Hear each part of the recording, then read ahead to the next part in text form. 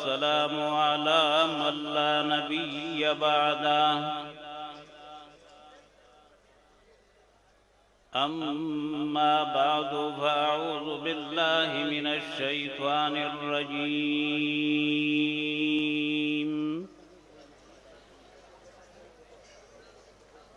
بسم الله الرحمن الرحيم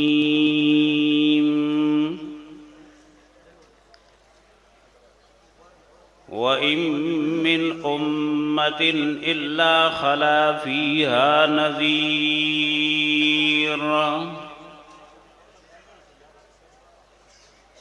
محترم حاضرین و مسلمانان رونو د توحید اور سنت د اشاعت د دعوت اور تبلیغ په سلسله کې فدی تربیتی اجتماع کې شریکو علماء کرامو طلباء عظامو او نور عوام مسلمانانو رونو اجتماعات کو فدی ملک کیږي دینی اجتماعات سیاسی اجتماعات خوچکلا دیوی اجتماع اغراض او مقاصد اعلی او ارفعوی نو دا هغی اجتماع شان هم ډیر زیات لوی وی دا قرآن اور سنت فد عظیم مرکز دار القرآن پنجپیر کې چې هر کالی دا اجتماع فډیر اهتمام سره کیږي صرف فدی غرض باندې چې زمنګ په زندګۍ کې د الله جل جلاله کتاب او سنت الرسول الله صلی الله علیه وسلم عمل شي صرف فدی غرض باندې باطل فرس د فتنو داغی د فتنو نه به منګه د الله دین څنګه محفوظ کو دا درې کارونه د هر یو مسلمان ذمہ داری ده دا الله دین په وجود کې زمون په زندګۍ کې په وجود کې راوستل دا الله د دین اشاعت دا الله د دین د دعوت او تبلیغ کار د قران او سنت تعلیمات عام کول او دا الله جل جلاله د دین د کتاب او سنت دفاع کول هغه محفوظ کول د هر قسم شر او د هر قسم فتنه نه دا زمونږ د ټولو مسلمانانو د کلمه ویونکو چا چې دا کلمه ویلي چې لا اله الا الله محمد رسول الله کاغه د محراب او د منبر مالک دی کاغا دکاندار دے کاغا زمیدار دے او کاغا د بلی وی پیشه مالک دے خدا هر مسلمان دا خبری دا غر جون په ذمہ داری کې د الله دین په حواله سره پرتی دي یو مسلمان چې دا کارونه انجام تر رسي په صحیح طریقې سره نو یاد ساتي دا غید فارا په جون کې د الله د کتاب او د سنت رسول الله صلی الله علیه وسلم رڼا دا الله جل جلاله د کتاب او سنت رسول الله صلی الله علیه وسلم پرڼا کې تربیت دا ضروری خبره ده هیڅ یو انسان دا کارونه بغیر د قرآنی تربیت نه چې دا غف جون کې د الله د کتاب او د نبی رسول الله سلام دا حدیث رڼا نه دا کارونه انجام ته نشي رسولای الحمدلله د دې مرکز عظیم دار القرآن پنځپیر نا منګتا د قرآن او سنت رڼا او د قرآن او سنت پرانا کی تربیت میلاو شوه دے او میلاویگی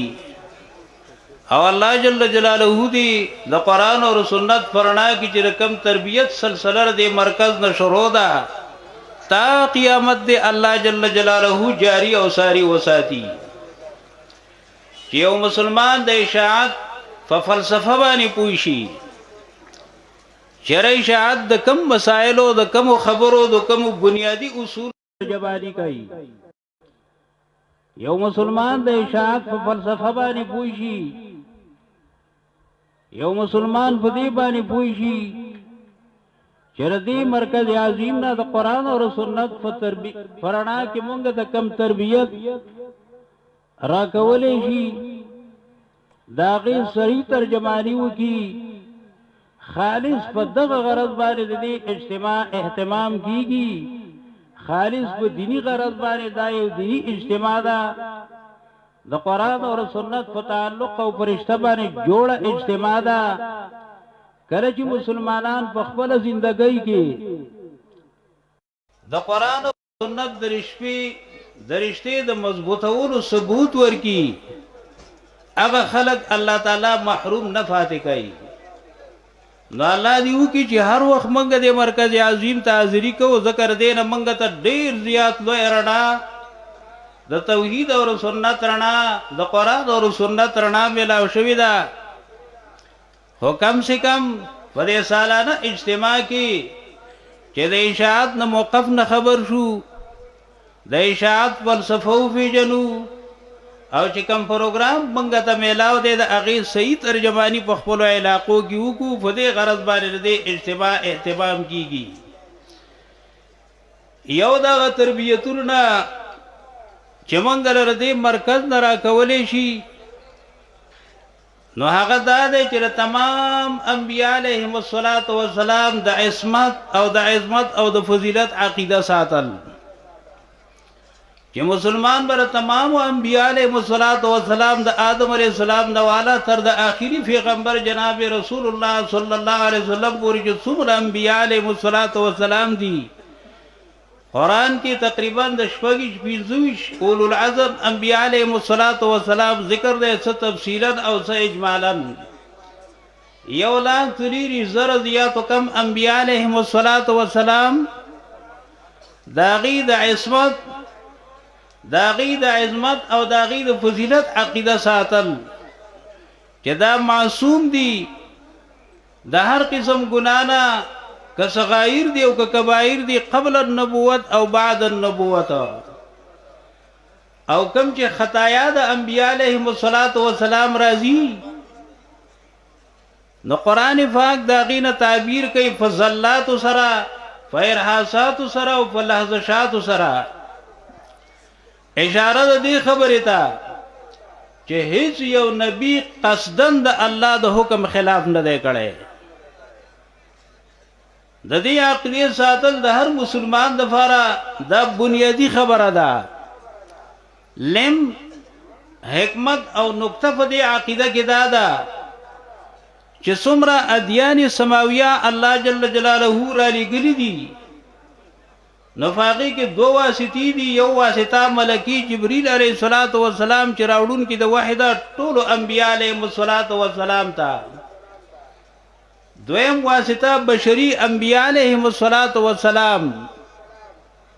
کہ انبیاء علیہ السلام بانے اللہ خل ادیان اسلامیہ ادیان سماویہ را نازل کری دی دا دیو دا عصمت دا ملکی دواسطی ملکی او دواسطی بشری ذکر داغی حال داغی صفتون قرآن پاک ذکر گئی اشارہ ردی خبری تا کہ ہر یو سماوی دین اللہ فدی مضبوط واسطو باندر آلے گلے دے کہ سند دین سوک مجروح نکی زکا دا قیدہ دا محدثین ذکر گئی کہ تقویت دا سند دا په توثیق او په اعتماد د واسطو سره دراویانو سره چې کله واسطه سقروي نو بیا سند مضبوطی او تقویت د کلام دا راځي په تقویت د سند باندې چې کله کلام ضعیف کیږي چې کله سند هغه مجروح وي سند کې ضعف وي نو بیا کلام هم ضعیف وي قرآن پاک دری دوڑو واسطو توثیق ذکر کئی اور رد ذکر کئی فاق چاہ باندی چاہ فدی واسطو بانے رد اعتراض کئی ددی واسطو عیب ہوئی اور فدی واسطو بانے جرح کئی احمد ابن حسن رحمه الله د امام ترمذی رحمه الله استاد دی او د احمد ابن حنبل رحمه الله شاگرد دی. احمد ابن حسن رحمه الله ذکر کوي چې د احمد ابن حنبل رحمه الله په مجلس کې د یو حدیث ذکر وشو، نو احمد ابن حنبل رحمه الله په مجلس کې وینا وکړه یحتاج لهذا ارکان من اجر، احتیاج دې لپاره د حدیث مضبوط ګټونو ته چې په خو خختو نوي. د کلام مثال د چت ته، چت چې کله په کمزور دیوالونو باندې ویني چت کمزور ای. احمد ابن حسن رحمه الله ذکر کوي یعنی انه ضعف اسناده، احمد ابن حنبل رحمه الله د کلام د دې حدیث سند چې کوم دی ضعیف وګاڼه، چونکه د کلام تقویت په تقویت د سند سر راځي او تقویت د سند دا په توثیق د واسطو سر راځي. الله پاک جل جلاله د دې دوړو واسطو داغي توثیق ذکر کوي، داغي خسته حال او خسته صفاتونه ذکر کوي. الله جبريل عليه السلام حال ذکر کوي ذو مرتين د خیس خاوند در په ټولو فرشتو کې، ذی قوت خاوند در طاقت دا، عند ذل عرش مکین په خوا د مالک د عرش کې مرتبه والا دا، مطاع سما بر اسمانونو کې خبره برل شوی دا، امین امانتدار فرشتہ دا. د انبیاء علیهم الصلوۃ والسلام چې دا دوی واسطه فادیان سماویو کی دا بشری واسطه داغي توثیق قرآن پاک ذکر کوي د انبیاء علیهم الصلوۃ والسلام چې ټول انبیاء علیهم الصلوۃ والسلام په یو پروګرام او په یو مسله باندې الله را لګیو. میشن او منشور د نبوت داغي یو خلاف وکنو، د ټولو آسمانیو کتابونو د نزول سر مسائل داغی مسائل یو. اللہ فرمائی وما ارسلنا من قبلك من رسول الا نوحي اليه انه لا اله الا هو الا انا فاعبدون. وما ارسلنا من قبلك من رسول الا نوحي اليه انه لا اله الا انا فاعبدون. ټول انبیاء علیهم الصلوۃ والسلام الله په یو مسله باندې را لګی دي چې الہ څوک یو الله پاک جل جلاله، لایق د عبادت او د بندګۍ څوک یو الله پاک جل جلاله. سر د بعثت د انبیاء علیهم الصلوۃ والسلام دا مسله ټول آسمانی کتابونه الله پاک جل جلاله په دې مسله باندې را لګی دي. قل یا اهل الكتاب تعالوا الى كلمة سواء بيننا وبينكم ألا نعبد إلا الله ولا نشرك به شيئا ولا يتخذ بعضنا بعضا أربابا من دون الله. هو اے پیغمبر پاک صلی اللہ علیہ وسلم دی داویدارو دا آسمانی ادیانو تا، دی یہود و دی نصاراو تا، ما بنج اللہ پاک جل جلالہ کم کتاب را لے گلے دے دا آغا کتاب او تاثر کم کتاب داویدار سیداغی فمسلہ کے ہیچ خلاف نشتا.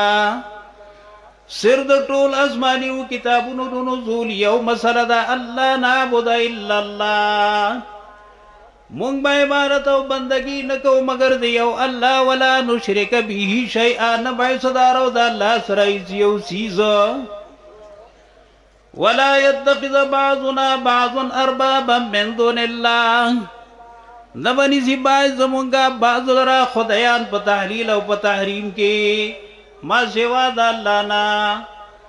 الله چې کوم چیزونه حلال ګرځولي دي داغي بد حلال او عقیده ساتو، الله چې کوم چیزونه حرام ګرځولي دي داغي بد حرمت عقیده ساتو. د خپل ځان نه به یو چیز ته حلال نه و، د خپل ځان نه به یو چیز ته حرام نه و. دا ټول انبیاء علیهم الصلوۃ والسلام په دې اصولي او په دې بنیادی مسائل باندې الله را لګلي دي. ټول آسمانی کتابونه په دې بنیادی اصولی مسائل باندې الله را لګلي دي. الله احسان کړی دی، هیڅ یو انسان دې اصولی مسائل او تعلیماتو نه محروم نه دی پاتې کړی. شیخ الحدیث نور الله مرقده وکله کله فرمایل باندې د هر انسان ختمه کړی دا داسې اصولی مسائل دي، داسې بنیادی مسائل دي چې هر یو انسان کامیابی او ناکامی په دې مسائلو پورې تړلې ده. نو الله احسان وکړو، ټول انبیاء علیهم الصلوۃ والسلام په دې بنیادی مسائلو ټول آسمانی کتابونه دا مسائل دا غید نزول سر الله تعالی وګرځاو، هیڅ یو امت ته محروم نه دی پاتې کړي. قرآن ذکر کوي وَإِن مِّنْ أُمَّةٍ إِلَّا خَلَا فِيهَا نَذِيرٌ، نشته دی هیڅ یو امت مگر تیر شوی دی په هغه کې يرونکې چې په دې مسائلو باندې اے انسانانو، اے د الله بندگانو، یو الله خپل خالق خپل رب او خپل مالک ګڼئ. نو د نجات او د خلاصي چې کوم مسائل دي او ستاسو د هلاکت چې کوم کارونه دي نو دا غیره په خپل ژوند کې ځان خبر کوي. الله ستاسو باندې ختم کړي دا نذیر يرون کې الله پاک جل جلاله را لګري دي. دغه يرون کې دغه انبیاء علیهم الصلوۃ والسلام د کوم صفاتونو مالکانو. قرآن پاک زیف زیبانه دغه عصمت داغی فضیلت او داغی عظمت ذکر کوي. قرآن ذکر کوي د یو څو انبیاء علیهم الصلوۃ والسلام ذکر وکي سورۃ الانعام کې، او بیا د انبیاء علیهم الصلوۃ والسلام شان هغه په تفریق کوي. وکلن فضلنا علی العالمین، هر یو د انبیاء علیهم الصلوۃ والسلام نه بهتر کړي مونږه په زمانه د مخلوقاتو کې، په تمام انسانانو کې بهتر انسان د الله انبیاء علیهم الصلوۃ والسلام. بیا ذکر کوي کل من الصالحین، دا ټول انبیاء علیهم الصلوۃ والسلام نیکوکار خلقو. وهدیناهم الی صراط مستقیم، دا جماعت د انبیاء علیهم الصلوۃ والسلام ټول په هدایت باندې او په صراط مستقیم باندې وو. کله قرآن پاک ذکر کوي چې دا انبیاء علیهم الصلوۃ والسلام هغه خلقو چې د نورو انسانانو د فائدې لپاره خپل ځان په کړهو کې غورځولې وو. د نبی کار سو د الله د بندګانو د فائدې لپاره مهنت کول، د الله د بندګانو د فائدې لپاره خپل ځان په تکلیف او فکړاوونو کې غورځول، دا کار بر تابعدار د انبیاء علیهم الصلوۃ والسلام همي. ان شاء الله کوم په ژوندۍ کې د انبیاء علیهم الصلوۃ والسلام کار د انسانانو د فائدې لپاره خپل پیدا خولې و نیم لټای.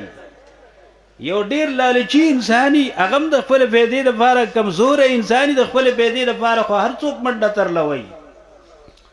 خو چې کله د بل فائدې لحاظي او خپل ځان انسان په کړهو کې غورځي، دا کمال دی د انسان. قرآن ذکر کوي انا خلصناهم بخالصة ذکر الدار، ما خالص کلیو دا جماعت د انبیاء علیهم الصلوۃ والسلام په یو خوی خالص سره چې هغه یاد د دار د آخرت دی، چې هغه یاد د دار د آخرت دی چې د الله د بندګانو آخرت خیسته شي. مونږ لره دې مرکز نه دا پیغام را کړی شوی دی. دیندار خو هر یو انسان ځان ته وایي، خو ولې چې وګوري د قرآن فرنا کې د هغه په زندګۍ کې به شرکیات خو غریب به خبر نه وي، د بدعات مرتکب به خو غریب به خبر نه وي. شیخ الحدیث نور الله مرقده الله دې په قبر رحمتونه ولېږي، هغه به فرمایل چې د قرآن اعجاز دا دی چې دا انسان ته خپل کمی واضح کوي، خپل کمی او ته ښکاره کوي. دیندار خو هر یو انسان ځان ته دیندار وایي، خو چې کله دې درس قرآن ته کینی نو بیا ورته پته ولګېږي چیرې زما دا دعوا د خپل دیندارۍ د کوم هدف پورې صحیح ده، زفر داویر دیندارۍ کې د کوم هدف پورې چې کوم دی د رښتونی یم. یهودو دی واسطو د انبیاء علیهم الصلوۃ والسلام، یهودو چې کوم دی نه اعتراض کړو په واسطه ملکی باندې جبرئیل علیه الصلوۃ والسلام باندې. جبرئیل علیه الصلوۃ والسلام دفاع قرآن ذکر کوي يهودو اعتراض وکړو ویل تا ته راوړونکی د وحی څوک دی ویل نبی علیہ الصلوۃ جبرئیل علیہ الصلوۃ والسلام ویل ذاک عدونا هغه زمونږ دشمن دی او بې ځای اعتراضونه وکړل ویل یاره د خو زمونږ نیکونه هلاک کړي دي د خو چې کوم دی نه د بخت نصر سره په تخریب د بیت المقدس کې معاونت کړی دی الله دفاع وکړله قل من كان عدوا لجبريل فإنه نزله على قلبك بإذن الله هو پیغمبر پاک صلی الله علیه وسلم څوک چې وي دشمن د جبرئیل علیه الصلاۃ والسلام جزاء محسوب ده فلا وجه لعداوته دا غار دشمنی چې کوم دی نه سبب نشتا او فإنه من كان عدوا لله وملائكته ورسله وجبريل وميكال فإن الله عدو للكافرين دا خدا الله سره دشمنی ده دا الله دین د واسطو سره دشمنی کول په انبیاء علیهم السلام باندې قسمه قسم اعتراضات کله لیونه کله ساحر کله دروغجن د نبی رسول الله شان ذکر کوي قرآن پاک داغی اعتراض او داغی چې کوم دی دفاع جواب ذکر کوي ويقولون انه لمجنون وما صاحبكم بمجنون ولقد رآه بالافق المبين وما هو على الغيب بضنين ندی نبی علیہ الصلوۃ والسلام په بیان د وحی کې بخل کوونکې حاصل دا دی چې دغه فاگیزه مخلوقات فاگیزه ارشادات روحانه تعلیمات دا هم نن ژوندۍ دي د قرآن او سنت په شکل کې او حق پرست علما داغي په یو لاس کې قرآن او په بل لاس کې حدیث د نبی علیہ الصلوۃ والسلام زمونږ د زندګۍ د هر شعبې اصلاح کوي د هر بیهلو د هر اړخ اصلاح کوي راځي چې کلک عزم وکړو د زندګۍ په هر پهلو په هر اړخ او په هر شعبه کې به راهنما د الله جل جلاله د کتاب تعلیمات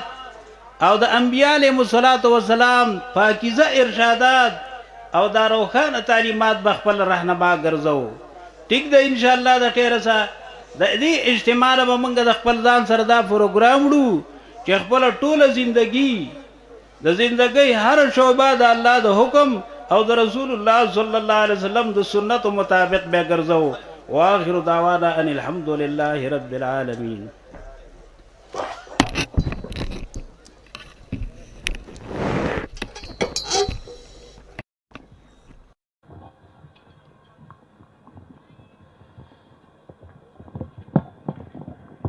یو اعلان خو دا اوري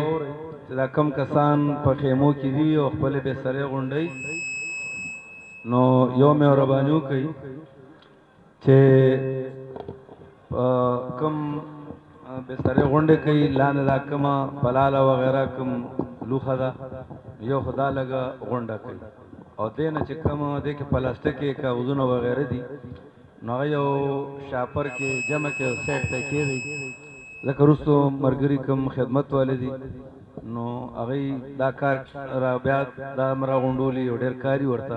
نو لکتا سو دې کې هغه سره تعاون کوي کم پلاستیک کې کاغذونه څومره چي اول هغه غونډ کې یو شاپر کې یو سیټ ته کېږي او دا کم لوخه وغیرہ چې دام یو سیټ ته ال تر غونډه کوي رسو مرګرو ته لگا سانتیای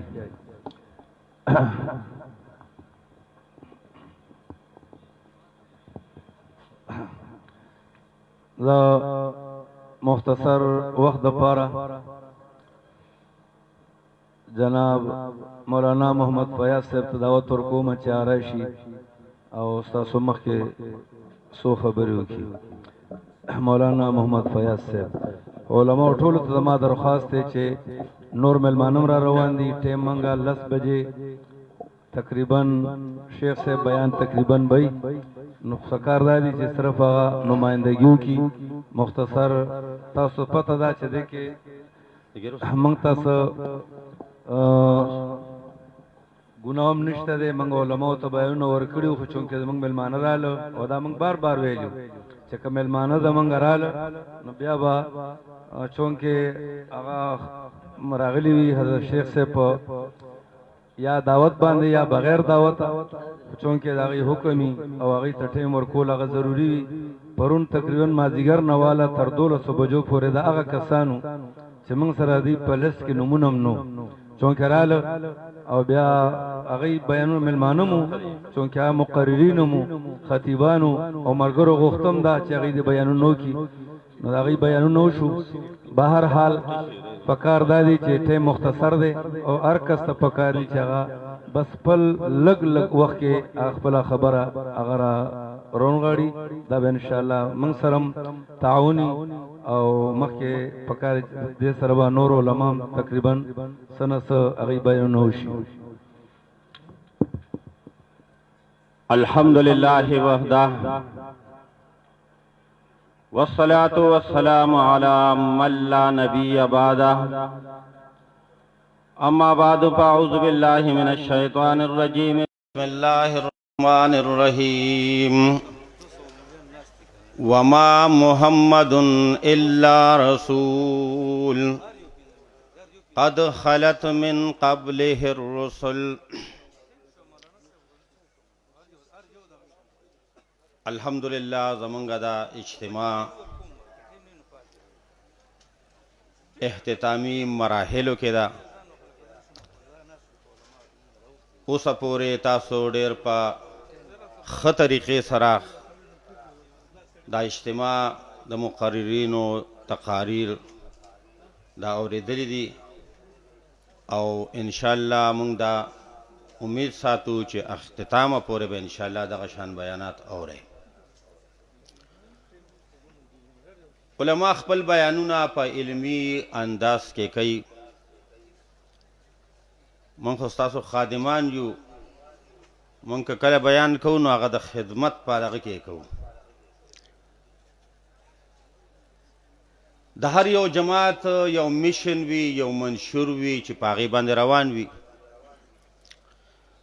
ملک کې ډېر جماعتونه دي، د چا یو مشن دی، د چا بل مشن دی، لیکن اشاعت توحید و سنت له چې الله کوم مشن ورکړی دی الحمدلله دا د انبیا علیهم السلام والا مشن دی. دا مشن انبیا علیهم السلام والا دی او زمونږ مشن زمونږ د جماعت د نوم نه ښکاره دی چې اشاعت توحید و سنت، یعنی هغه جماعت چې هغه اشاعت کوي د توحید او د سنت.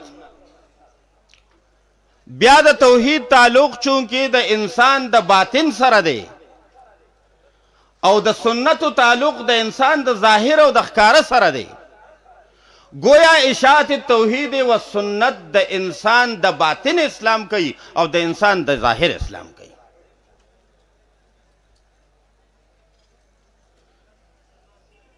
د اشاعت توحید و سنت هر یو کارکن که دته عالم او ملا وویل شي نو دا بس بده خبره نه. ځکه د اشاعت توحید و سنت نه علاوه نور جماعتونه چې دي د هغې په منشور کې قرآن شته نه، او زمونږ د جماعت منشور کې زمونږ کارکن دا به هغه سړی جوړ، دا پکې شرط دی. نور جماعتونو کې به تاسو وینئ شیخ الادب به پکې ملاویږي، منطق والا به پکې ملاویږي، لیکن هغې کې به د قرآن پوهې والا نه ملاویږي. ډېره لویه مدرسه به وي،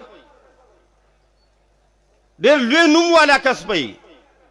لیکن په هغه مدرسه کې به درس د قرآن نه وي.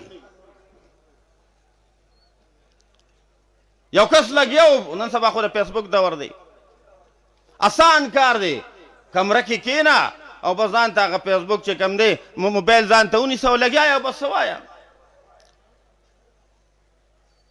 دغه عمل چې دی که دې باندې ته لګیا یې په دې فیسبوک باندې او ډېر الله والا خبرې کې دا فرضي نه.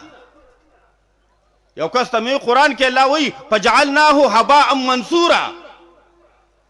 تا خو دې لپاره کړی دی چېرې سړي زما فالور څومره دي موبایل باندې با تقریر وکړي نو بیا به ګوري اوهو هلکه دا دومره خلکو وکته دا ما ورته وي ته خو لا دغه بره یاد اسمان دغه کې یاد دا الله ته نه رسي مې دا وریځ ته نه رسي نو لا پاتې اسمان ته ستا د عمل نه دی لګیا به یاره دا څه دي دا تاسو ته مولیان وایي دا عالمان نه دي مې ته مولا څه ته وایې مولا خو د شات توحید و سنت هر یو کارکون مولا دی ځکه په قرآن باندې پیږي او الله قرآن کې وایي چې څوک په قرآن باندې نه پیږي ومنهم امیون لا یعلمون الکتاب که ته د ډېرې لویې مدرسې نه فارغ شي غټه مدرسه ده غټې فتوې هم شایع کوي لیکن قرآن تپوسونه ترې چې وکړي په هغې باندې نه پیږي د قرآن پوهه الحمدلله په دعوې سره دا خبره کوو که په دې ملک کې د قرآن پوهه الله چاته ورکړې ده هغه د اشاعت توحید و سنت علما دي صرف اشاعت توحید و سنت یو ځای ته لاړم یو جومات ته مولا پکې ناست و ما ته تاسو کې مولیان نشته مې تاسو کې خو د سره نشته تاسو کې مې د سره نشته مې کېنه استاد جومات کې د سره خبره کوم په جومات کې غټ لیکلي یا محمد غټې پکې لیکلي ما ورته وی چې نبی علیہ السلام ته نبوت ملو شو مې په ایمان وایي د ټولو نه مخکې یا محمد چا ویلی دی مې درسېدله ما ورته یا محمد چا ویلو د الله دشمن ویلو د نبی علیہ السلام دشمن ویلو نبی علیہ السلام خلکو ته مسله د الله د وحدانیت بیان کړه چې قولوا لا اله الا الله تفلحوا مې هغه ظالم مشرک د نبی علیہ السلام دشمن را پاسېد نو هغه ورته وی تبت لک یا محمد تبت لک یا محمد مې هغه ویلی دی یا محمد نو مې تاسو په قرآن نه پیږئ که چې په قرآن کې چکر ولګې نو الله پاک ته د نبی علیہ السلام آداب هم ښیي آداب د نبی علیہ السلام الله ښیي ټول قرآن وګوره یا محمد الله پاک په خپل کتاب قرآن کریم کې دا الله پاک نه دی ذکر کړی خطاب یې نبی علیہ السلام سره په یا محمد نه دی کړی د نبی علیہ السلام نوم ذکر شوی دی محمد رسول الله والذین معه اشداء علی الکفار وما محمد الا رسول نزل علی محمد نوم د نبی علیہ السلام ذکر شوی دی لیکن خطاب نبی علیہ السلام ته په یا محمد نه دی شوی خطاب چې کله نبی علیہ السلام سره کیږي الله فرمایي یا ایها النبی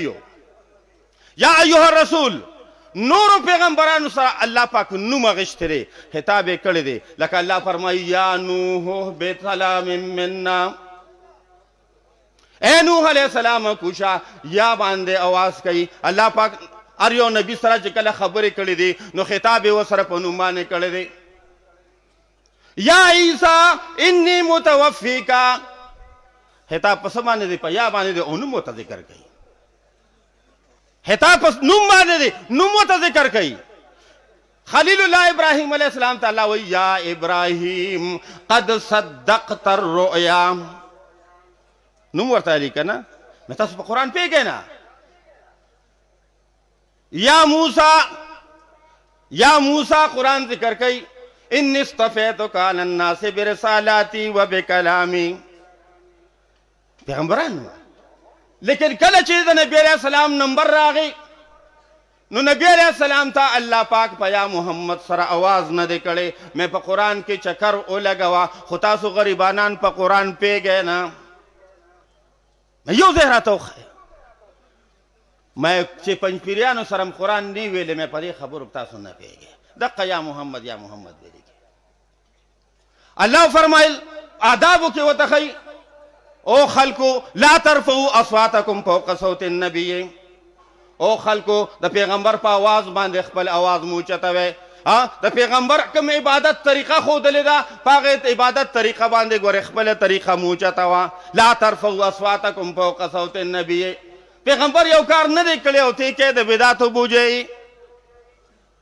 دا د بدعتو بوجئ دي یاد ساته سردار کائنات افضل الرسل خاتم النبیین صلی الله علیه وسلم ته الله پاک کامل دین ور کړو دین ورته پورا کړو وی فرمایل اليوم اکملت لكم دینکم واتممت علیکم نعمتي ورضیت لكم الاسلام دینا نبی علیہ السلام ته ټول دین پورا شوی ټول عبادت طریقې ورته ښودلې شوی تاسو خو مطلب دا مې داسې کارونه کوي چې تاسو وایي جوړ نبی علیه السلام دا دین موږ ته پوره کړی نه دی. الله پاک د نبی علیه السلام قرآن وګورئ، ټول قرآن ډک دی. نورو پیغمبرانو باندې چې اعتراض شوی دی پیغمبر جواب پخپله کوي. نوح علیه السلام باندې اعتراض کیږي، قوم ورته وایي چې یاره نراک فی ضلالة، او ورته وایي لیس بی ضلالة ولکنی رسول، ما باندې ګمراه نه یم، د الله رسول یم. حضرت هود علیه السلام ته وایي انا لنراک فی صفاحة،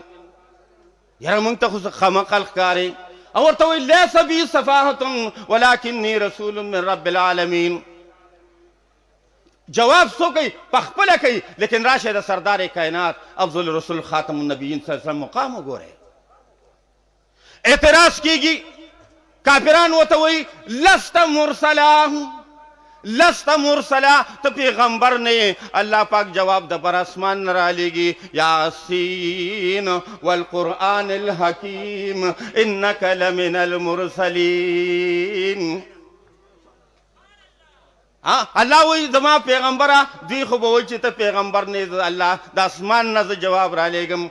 چې ته زما پیغمبر یې. ټوله دنیا دې وایي چې نه. بل اعتراض یې وکړ، خلکو ورته وایي څه ورته وایي داسې دی انک لمجنون، ای ته لیونی، انک لمجنون، ته خو لیونی. جواب د اسمان نه راځي، نبی علیه السلام جواب نه کوي. نون والقلم وما يسترون ما أنت بنعمة ربك بمجنون.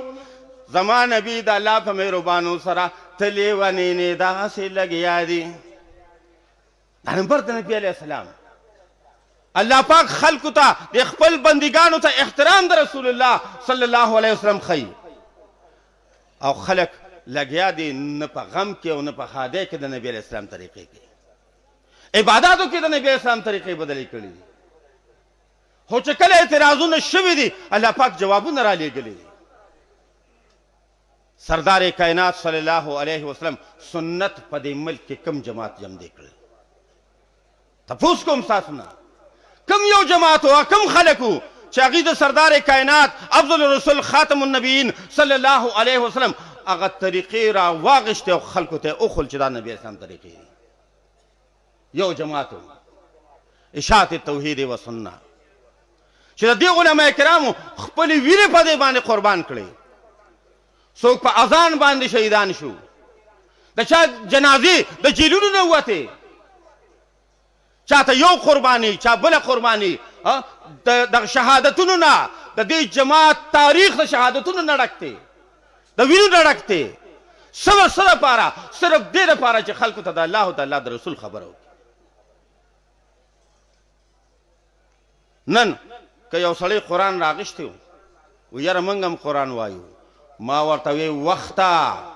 زما د نظریې زور به منې او که نه، وخته زما د نظریې زور به منې او که نه. د سپارو منکرو ام پترخ کې سپارې ونیوې. دا صرف د جماعت اشاعت توحید و سنت مشن و. ځکه خو چې کله یو سړی لګیا دی او د اشاعت توحید و سنت د علماو سره خپل رابطه نه کړې، د دوی نه قرآن نه ویلې، مرکز د اشاعت توحید و سنت د دې ځای نه وي فارغ، دې ځای ته نه وي راغلی، نو چې کله قرآن وایي نو کله به یو غرولي او کله به بل غرولي. او چې اشاعت توحید و سنت سره خپل دغه قایم کړی وي، خپل تعلق قایم کړی وي، قرآن یې د دوی نه ویلی وي، نو چې که یو ځای کې قرآن وایي نو هر سړي ته پته لګي یار خو پنجپیری دی. حاجی هر چا ته پته لګي چې یار دا پنجپیری دی، ځکه هغه د قرآن مقصد خلکو ته بیانوي. و یو سړي قصه شروع کړې وه د یوسف او د زلیخې. د یوسف د زلیخې قصه کوي، ټوله شپه لګیا دی. نو سار ورته یو کس وي مولوي صاحب په دې باندې پوه نه شو چې دا زلیخه چې وه دا ښځه وه او که سړی و. یوسف د زلیخې قصه کوي، سار ورته خلک وایي هلکه دا څوک و، ښځه وه که سړی و. او اشاعت والا دی دی چې کله شروع کوي وایي غوږونه دې کوله وساته ښه، دا زلیخه چې وه دا ښځه وه. ړومبینه ورته دا وایي. نن چې کوم دی نو نن راشي مته اعتراضونه کوي په دغه باندې حاسدین دي د حسد د وجنه، څوک د حسد د وجنه لګیا دي، د بغض د وجنه لګیا دي، د اشاعت توحید و سنت کامیابی نشي برداشت کولی، په دې دننه په دې زړه کې دا سوځي.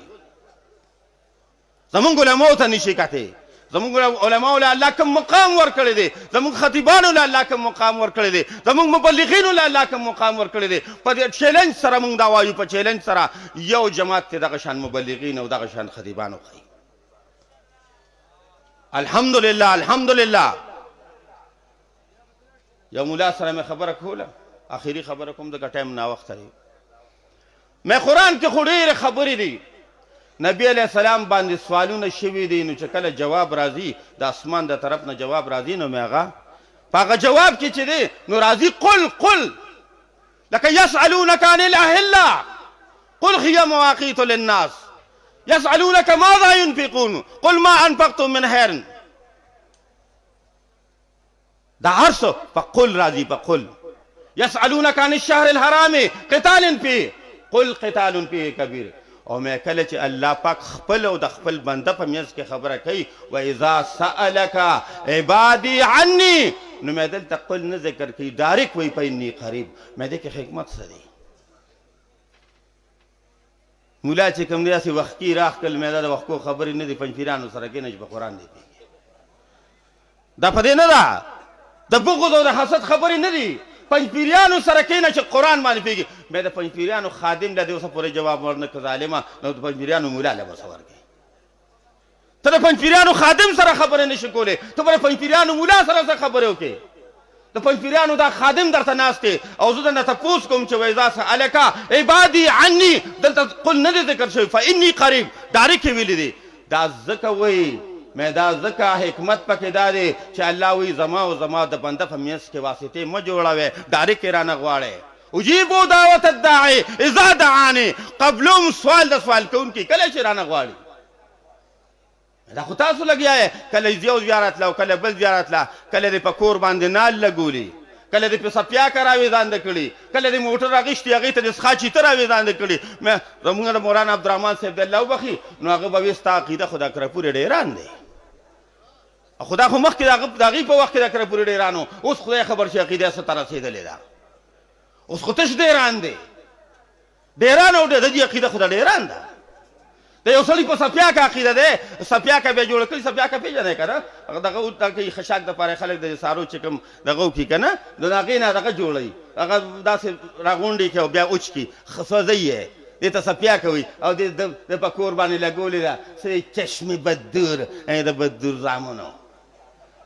بدور زامنو. تاسو خلکو ته عقیده ښیي چې ته په خپله باندې نال لګې، ستا په نال باندې عقیده ده، او اعتراض کوې په اشاعت توحید باندې، ستا عقیده په ښکر باندې ده، ښکر بیا بره لګولي، دې باندې عقیده ده. ته دا نظره کېږي موټر به والي نو چیتره به ورته ویځانده کړي. ما د حکومت دا افسوله خوړو د نظره نه شو چې یو پیګ دې پرې غوږ کې وکړي او بیا پته نه لګي. د حکومت دا افسوله خوړو د نظره نه شو، ستا ګاډي د نظره کېږي. به هر حال وخت مې ډېر واخیسته، خو د اشاعت توحید و سنت کارکنانو ته دا خبره کوو چې خپل میشن الحمدلله دا برابر کې، زمونږ میشن الحمدلله په ټولو میشنونو باندې دا حاوي دی. زمونږ میشن د ټولو د میشن نه غوره دی، زمونږ منشور د ټولو د منشور نه غوره دی، او انشاءالله په دې منشور باندې به خپل ځانونه قربانوو، ځانونه به قربانوو، لا سوچت کې که نه. انشاءالله دا میشن د اکابرینو په موجودګرۍ کې انشاءالله دا میشن به ورځ پر ورځ باندې مخ پر وړاندې بوځو. واخر دعوانا الحمدلله رب العالمین. بلا تاخیر اور پر کوم اشاعت توحید و صوبہ بلوچستان امیر مولانا سیف اللہ سے صحیح راشی و سست بیان.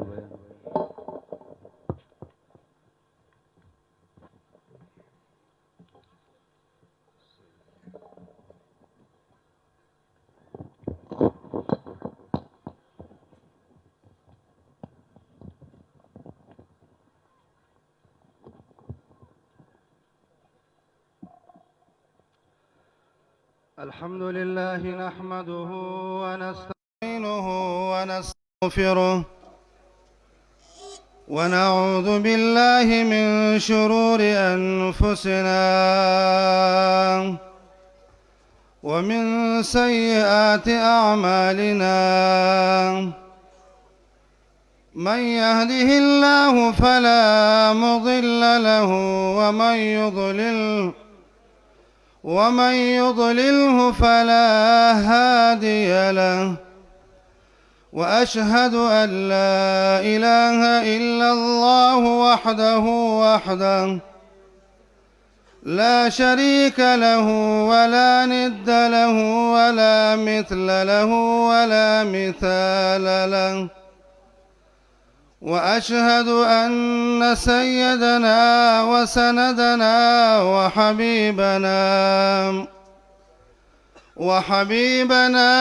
وحبيب ربنا وشفيعنا ومولانا محمدا عبده ورسوله أرسله بالحق بشيرا ونذيرا وداعيا إلى الله بإذنه وسراجا منيرا. أما بعد فأعوذ بالله من الشيطان الرجيم. بسم الله الرحمن الرحيم. وإلهكم إله واحد لا إله إلا هو الرحمن الرحيم. سبحانك لا علم لنا إلا ما علمتنا إنك أنت العليم الحكيم. محترم حاضرینو د جماعت اشاعت توحید و سنة خوږو ملګرو، د الله رب العزت په موږ تاسو باندې ډېر لوی احسان دی. احسانات د الله رب العزت ډېر زیات دي. د انسانیت احسان دی، د اسلام چې مسلمانان یو دغه احسان دی، د نبی کریم صلی الله علیه وسلم د امتیانو دغه احسان دی، او د هغه سره سره لوی احسان چې هغه مونږ تاسو ته موحدین وایي، دغه ډیر لوی احسان دی. دا احسان ځکه لوی دی چې د آدم علیه السلام نه بیا د نبی کریم صلی الله علیه وسلم پورې چې کم پیغمبران دنیا ته راغلي دي، د دې پیغمبرانو اولنۍ خبره، اول پیغام وخپل امت ته، خپل قوم ته څه ولو؟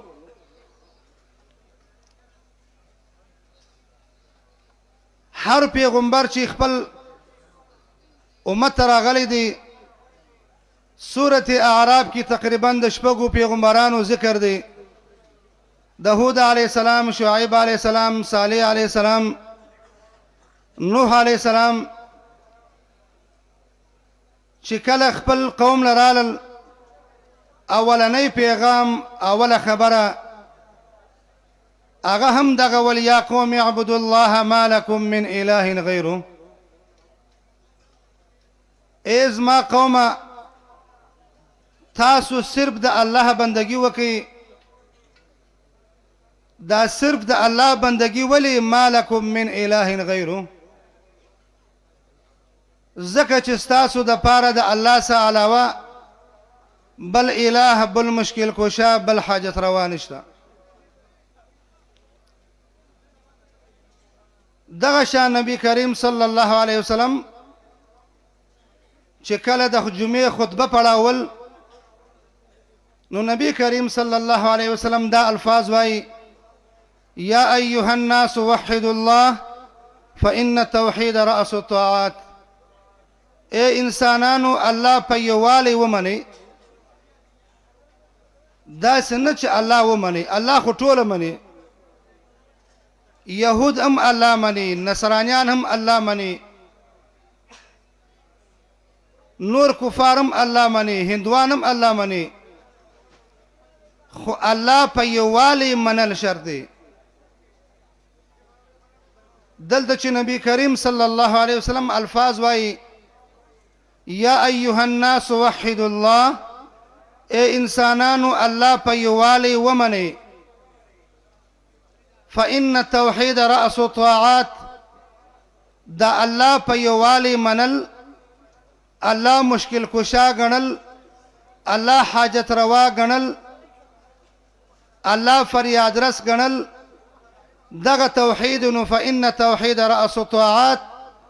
دا توحید د ټوله عبادت سر دی. چې انسان کله عقیده صحیح موحد دی، نو بیا چې کم نیک عمل وکي هغه قابل قبولي. زموږ ستاسو په مخ کې ډیر واقعات تیر شوي دي، خاص کر د ابو جهل چې هغه په حرم شریف کې ناست دی، د حرم شریف خدمت کوي، د حجانو خدمت کوي. 52 یا 53 حجونه کړي دي، عمرې کړي دي، منځونه هلته کوي، خدای واپس جهنمی کیږي. څه وایه؟ ځکه عقیده د توحید نه ول. د توحید عقیده هغه شرطه. دغه شان سورة بقره کې الله فرمایي و الهکم اله واحد، ستاسو مشکل کشا حاجت روا، ستاسو غوث اعظم هغه مشکل کشا یو دی، اله یو دی، کارساز یو دی. لا اله الا هو الرحمن الرحیم، نست بل اله بل کارساز بغیر د رحمان او رحیم ذات نه. د پیغمبران اولنی مقصد، اولنی پیغام خپل امت هم دغه ولو چې یا قوم اعبدوا الله ما لكم من اله غیره. دغه اولنی پیغام نن سبا د مځکې په سر باندې دا کم جماعت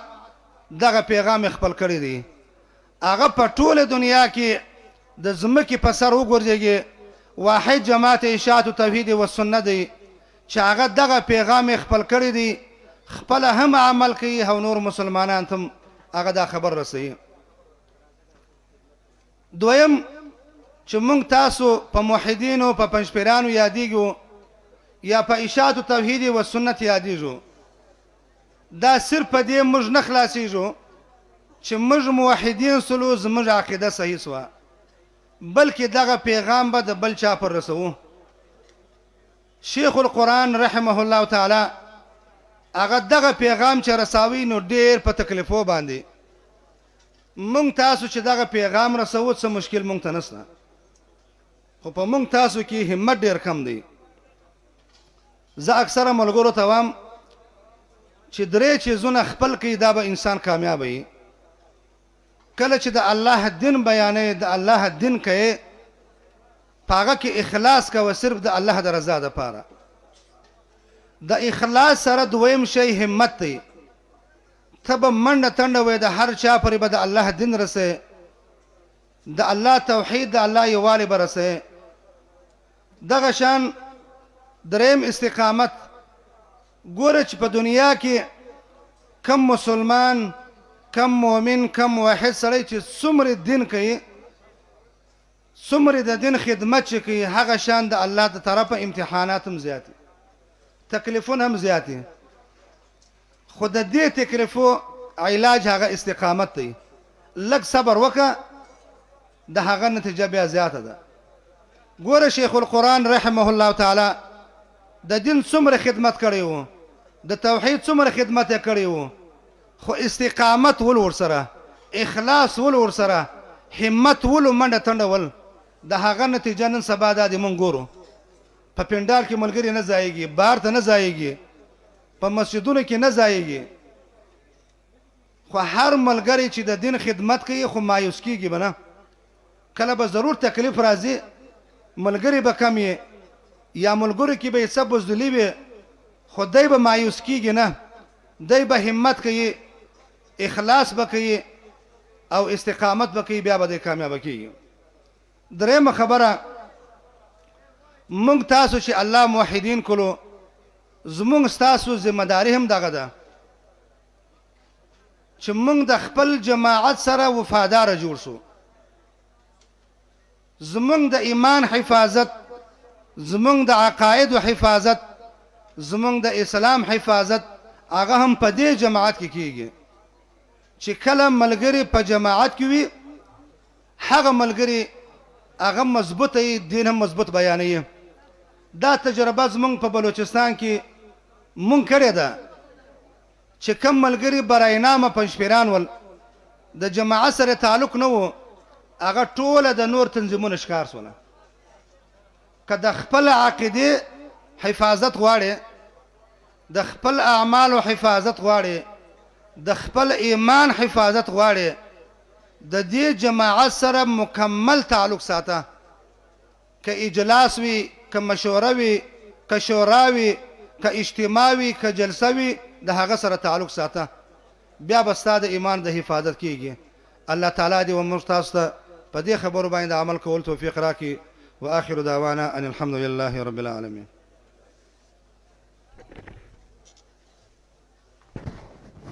समंदर से कह दो कि अपने संभल के रखो समंदर से कह दो कि अपने मुझे संभाल के रखो यहाँ लोग ही काफी है जिंदगी में तूफान लाने के लिए 21वां सालाना इज्तिमाई पंचपीर सीधा आखिरी वज़दा आखिरी निशिस्ते द जमात इशाअत तौहीद व सुन्ना बलूचिस्तान अमीर से मुहतरम खिताबों को मुहतरमों का मुंगा उतासु नजरों को नुज़े बज़े इज्तिमाआत कीगी प्रोग्रामों ने कीगी दार इज्तिमा और द प्रोग्राम सख्पल मकासिदी सूक एहतिजाज कई खपल हुकूक वारी सूक एहतिजाज कई इक़्तिदार वारी सरकारी नौकरान एहतिजाज कई द तनख्वाह द सेवा कवलो कोशिश कई खबल तरफ तक मुंगा उतासु गुरु नुसा अल्लाह वाला खलकम पर नजर राजी ची खालिस ता अल्लाह द रजा द पारा द मुसलमानान द अकायद द इस्लाह द पारा औ द कुरान औ द सुन्नत द इशाअत द पारा खलक रा जमा कई औ तकालीफ बर्दाश्त कई मेहनत कई कोशिश कई औ दादरी सलूर रोजी दिल तप पंचपीर की बदी अजीम शान मरकज की दकायद इनकलाबी कुरानी पकियादत की इज्तिमा की औ दखल को द अमाल द सही कवलो कोशिश की मुहतरमो द जमात इशाअत तौहीद व सुन्ना जीली से तंजीमों ने हुमकार गई छिपागे की वो तंजीम तलबे तौहीद व सुन्नत दे चिदाद तुलबो नुमाइंदा तंजीम दे दा अज़लाऊ के प मदारिस के द तुलबो द मुनज़्ज़म कवलो कोशिश कई और दा कोशिश कई जिदा तुलबा मुनज़्ज़म शी और दी च अल्लाह ताला कम सलाहियतुना वर्कड़ी दी चागर अखकार शी संग चिदा सुता मालूम दा सिसो म्याश मख के तकरीबन पतिरशवी 28 सितंबर बांधे जमुंगा सुबाई इज्तिमा पर नवखार की शवी हुआ और उस अल्हम्दुलिल्लाह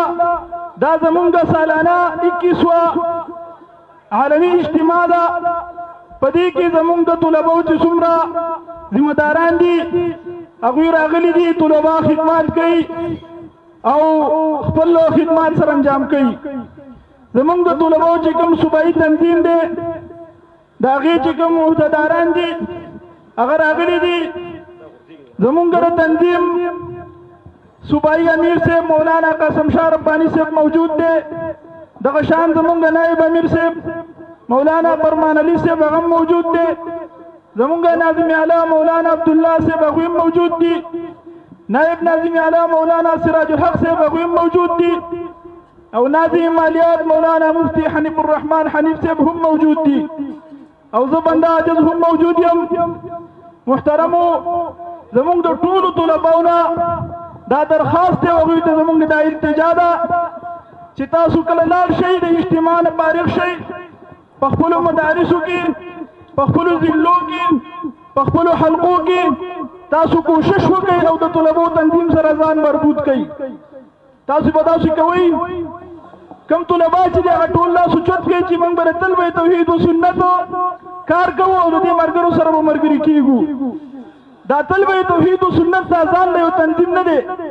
دا د جماعت اشاعت التوحید و سنت یو ذیلی تنظیم دی د ذیلی مطلب دا چې دا دی تنظیم سره دې تصادم نشته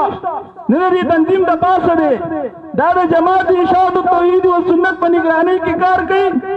چې کوم ځای کې جماعت اشاعت التوحید و سنت راشي نو دا به لاندې پټېږي نو دا خبره د مرګرو په فکر کې چې کوم ځای کې مرګري خدمت کوي د مشرانو په مشورې او د هغوی په رهنمایي کې کار کوي چونکې اجتماع خیره ورځ ده د ټولو مرګرو تقاریر کول دا خو مناسب نه دي خو زمونږ صوبایي امیر صاحب مولانا قاسم شاه رباني صاحب موجود دی نو زه هغوی له دعوت ورکوم چې هغه راشي او دې عظیم الشان اجتماع ته مخاطب شي مولانا قاسم شاه رباني صاحب انشاءاللہ حضرت شیخ صاحب انشاءاللہ سٹیج ته راتلونکي دی مېلمانه نور عمره روان دي هغوی سره زه د مولانا قاسم شاه صاحب د مختصر خطاب نه وروستو به خطیب پاکستان صاحب ته دعوت ورکوم علامه احمد جمشید خان صاحب ته خو تاسو چې کوم غیر چاپیره زه وینم بازارونو کې اخیری ورځ دا بازارونه بند کړئ نور تقاضې بس ختمې کړئ او راشي بس اخیری لمحات دي نو دا کال بعد بیا راځي تاسو ته راغلي بازارونو کې یو خبل خو دا مناسب نه دي ټولو ته درخواست دی چې هغوی فوراً ځان پنډال ته راورسوي مولانا قاسم شاه صاحب الحمد لله وكفى والصلاة والسلام على عباده الذين اصطفى أما بعد فأعوذ بالله من الشيطان الرجيم بسم الله الرحمن الرحيم واعتصموا بحبل الله جميعا ولا تفرقوا واذكروا نعمة الله عليكم إذ كنتم أعداء فألف بين قلوبكم فأصبحتم بنعمته إخوانا سبحانك لا علم لنا إلا ما علمتنا إنك أنت العليم الحكيم عزتمندو مسلمانانو په مختصر منټونو دقیقو کې بلا تمهیدا سمختصر گزارشات بوکو هغه داسي چې دا لویا منظمه اجتماعي فنشپیر دا منګه دا سلو ورځې وکتله نن تی رسختیگو دعا کیگی نوانگ سا پیغام بوڑو سا سبق بوڑو زان سبا سا عزم او ارادا کو چه مخ کی و منگا سا کار کو دا دونا لویا عالمی اجتماع لوی افراد ډیر علماء او طلباء جمع غفیر سره چې راجمع شوي دي نو دا د یو تنظیم لاندې او د تنظیم تحت دا ملګري راجمع شوي دي او د تنظیم یو ثمره ده که تنظیم نه وي نو دومره لوی اجتماع او دومره ګڼ تعداد کې علماء طلباء دا څوک نشي راجمع کولی نو منگ با د تنظیم اهمیت د دې نویسو چې زم د یو تنظیم سا مربوط شم نو کېدای شي مانه بم یو لوی کار واخستی شي او زبم په تنظیم کې ولګم او کار به مخ په وړاندې بوزم او د دې اجتماع اهمیت هم د ځان څخه پیدا کو ورنو دا اجتماع د یو کال د لکاو علماو طلباو فکر دی دا اجتماع د 2 میاشتو د زرګاو علماو طلباو خدمت دی دا اجتماعي فنشپیر د لکاو علماو طلباو مالونه دي نور دینه ومنګ یو سبق وړو او هغه سبق به موږ د تنظیم اهمیت د ځان څخه پیدا کوو زمونږ اکثر علما طلبا د علم سا مدرسې سا کلاس سا سبق سا شوق کوي خو تنظیمی کار مشوره گشت دل دون اهمیت نه ورکوي دا یاد ساتئ چې قرآن او حدیث څومره موږ ویلی دی د رسول الله صلی الله علیه وسلم د علم نے نظم سیواو د تعلیم نے تنظیم مربوط او مضبوطو نو په دې باندې موږ او تاسو له نظر اچل پکار دي نظم تنظیم ته وایي نظام قانون ته وایي نظم په نظام چلیږي او نظام په نظم جاری کیږي نظم دی نظام دی مزی ته وایي او دا تسبیح ملغلری دا نظم دی دقه شان به موږ هم په یو کار تار کې پیللی شوي یو او په هغې کې به چلیږو را چلیږو کار به زموږ او ستاسو نه اخیستلی شي په تنظیم کې دوه قسمه ارکانی کارو افرادی یو مشری یو کشری چې تنظیم چلے نو د دې افرادو خپل مینس کې به مشورې مشران به شفقت کوي کشران به اطاعت کوي د قرآن نه ثابته ده رسول الله صلی الله علیه وسلم تعالی وی فبما رحمت من الله لنت لهم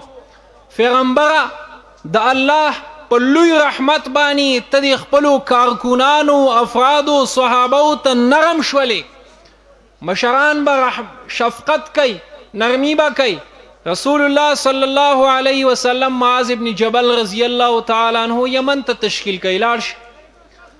ورته وایي یسر ولا تعسر اسانی کوا نرمی کوا سختی مکوا بشر خلق له زیره ورکوا ولا تنفر خلق ممتنفر کوا نو مشران با د کشرانو سره شفقت کوي البته تنظیم چلیږي دا مشران با د کشرانو لا اهل خلق له عہده ورکوي حدیث ته نبی علیہ السلام وی من قلد انسانا عملا وفي رعيته من هو اولى منه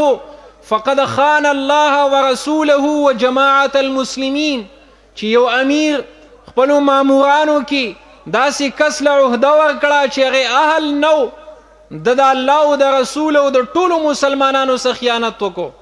بخاری کې روایت دی چې یو امیر د خپل مامورانو سره خیانت وکړي په د باندې د جنت بوی حرام دی مشران به شفقت کوي کشران به اطاعت کوي کشرانو ته الله وی اطیعوا نبی علیہ السلام قرآن کې الله وی واولی الامر د امیرانو اطاعت وکا حدیث کې راځي نبی علیہ السلام وی من اطاع الامیر فقد اطاعنی چې د امیر اطاعت چا وکړو نو زما اطاعت یې وکړو نبی علیہ السلام وی اسمعوا واطیعوا امنا ان تر دې چې تی د عهدې نه معزوله کولې نو منی به د رسول الله صلی الله علیه وسلم نظم او بیر صحابه خپل منځ کې دومره مضبوط نظم وو عمر رضی الله تعالی عنہ چې کم تنظیم جوړ کړو کم نظم جوړ کړو نو لوی صحابه په عهدو باندې پایزو لکه خالد ابن ولید رضی الله تعالی عنہ سونه لوی صحابي دی چې کله په روم باندې حمله وکړه او روم فتح کو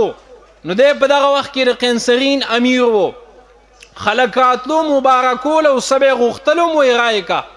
په دې کې اشعث ابن قیس رحمه الله راله وی مالم سراکا نو دوله 10,000 روپۍ ورکړي عمر رضی الله تعالی عنہ خبر شو چې خالد ابن ولید خو 10,000 روپۍ ورکړي دي نو ابو عبیده ابن جراح رضی الله تعالی عنہ ته وی لاړ شه او دا بالته جمعات کی او د منبر نه کوس کا او تپوس ته وکا کو 10,000 د خپل ورکړي نو اسراف دې کړي دي او کو چرته د جماعت دې ورکړي نو خیانت دې کړي دي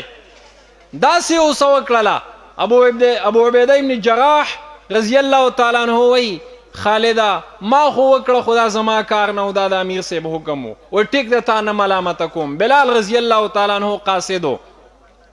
خلکو نه ما پیو غوښته معزول شو مدینه تراله. عمر رضی الله تعالی عنہ ته صنعت فلم يصنعك صنعك صانع وما يصنع الاقوام فالله صانع.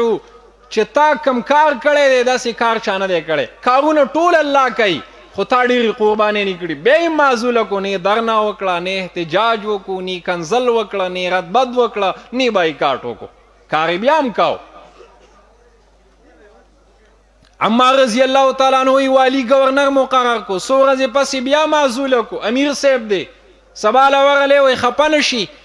ته خو ما امیر مقرر کړلی زما اراده دا وه ونرید ان نمن علی الذین استضعفوا فی الارض. بیا مې معزوله کړلې خلکو ته مې ښودله چې دا به تاسو منئ داسې او ورته وایي ملامتیا د څه شي پیش کې چې د راکړې و عهده نو خوشحاله شوی نیم او چې د اخیستې و نو خفه شوی نیم. څه د دې امیر او د مامور خپل منځ کې چې ربط وي نو دا به مشوره وي.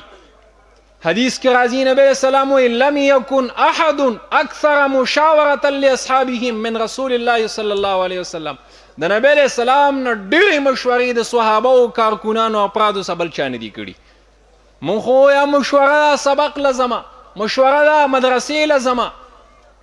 نو دا لوی اجتماع منګ او تاسو له د تنظیم سبق راکوي د مشورې اهمیت به پیدا کو. دا عبادت دی د قرآن حکم باندې عمل کول عبادت دی. قرآن وی وشاورهم فی الامر قرآن وی وامرهم شورا بینهم. نو زما عزتمندو چې منګ او تاسو د جماعت سره وفاداري وکړو. وفاداري دا ده چې کو منګ د ځان نه کار اخیستل غواړو د جماعت سره مضبوط شو دا نظم مضبوط کو دا ونیسو او د دې د لاندې ژوند تیر کو منګ نه به کار واخیستی شي. کو چرته استاد او شاګردي وې نو دونه لوی اجتماع نه کېده. خو دا د تنظیم برکت دی. یونټ کې دی تحصیل کې دی یونین کونسل کې دی ضلع کې دی صوبه کې دی او مرکز کې دی. لوی خلک یې راټول کو یو اواز ګوټ ګوټ غر او سمې ته ورسېدو. نو زما عزتمندو چې موږ او تاسو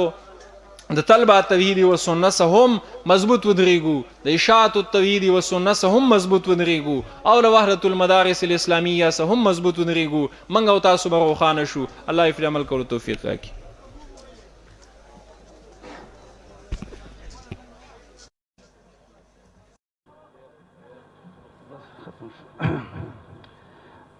زه